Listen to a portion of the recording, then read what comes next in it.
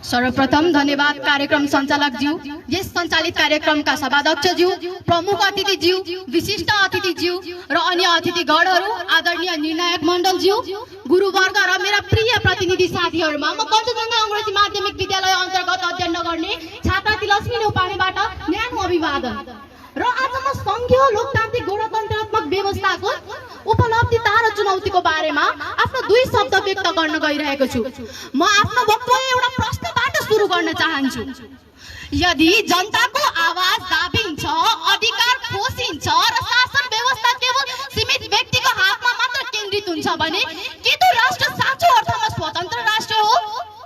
सायद यही प्रश्नको उत्तर खोज्दै नेपालीहरू इतिहासभरि सङ्घर्ष गरे। कहिले राणा शासनको अन्धकार सहनु पर्यो, कहिले पञ्चायती निरङ्कुशताको पीडा भोग्नु पर्यो, कहिले द्वन्द्वको आगोमा हजारौं सपना जले तर नेपाली मनमा भएको चेतना कहिले मरेन। 104 वर्षदेखि लामो राणा शासनले जनतालाई अधिकार विहीन बनायो। शिक्षा, स्वास्थ्य, रोजगारी, राजनीति अवसर केवल केही परिवारमा मात्र सीमित भयो। तर विक्रमसम्म 2007 सालको क्रान्तिले गर्दा राणा शासनको अन्त्य भएर प्रजातन्त्रको स्थापना भयो। तैपनि जनताहरूको सपना पूरा हुन सकेन। विक्रमसम्म 2017 सालमा पञ्चायती व्यवस्था लागू गरियो, राजनीतिक दलहरूमाथि प्रतिबन्ध लगाइयो, अभिव्यक्ति स्वतन्त्रता सीमित गरियो र सत्ता फेरि दरबारमा केन्द्रित भयो। तर जनताको आशा अहिले पनि मरेको थिएन। विक्रमसम्म 2046 सालको जनआन्दोलनले बहुदलीय प्रजातन्त्रको पूर्ण स्थापना गर्यो। देशमा भ्रष्टाचार, विभेद र राजनीतिक अस्थिरताका कारणले गर्दा जनताहरूको अपेक्षा पूरा हुन सकेको थिएन र यसका कारण देश दशकौं लामो द्वन्द्वमा फस्यो।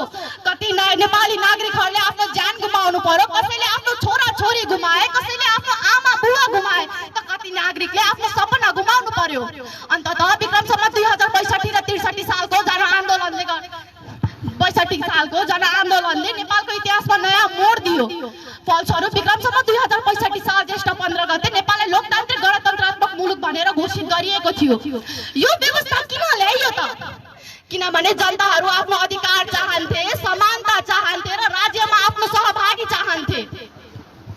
यसका कारणले गर्दा महिला, जनजाति, आदिवासी आफ्नो पहिचान खोजिरहेका थिए। यो व्यवस्थाले देशमा धेरै सुधार ल्याएको छ। संघीयताका मार्फत गाउँ गाउँमा सिंह दरबार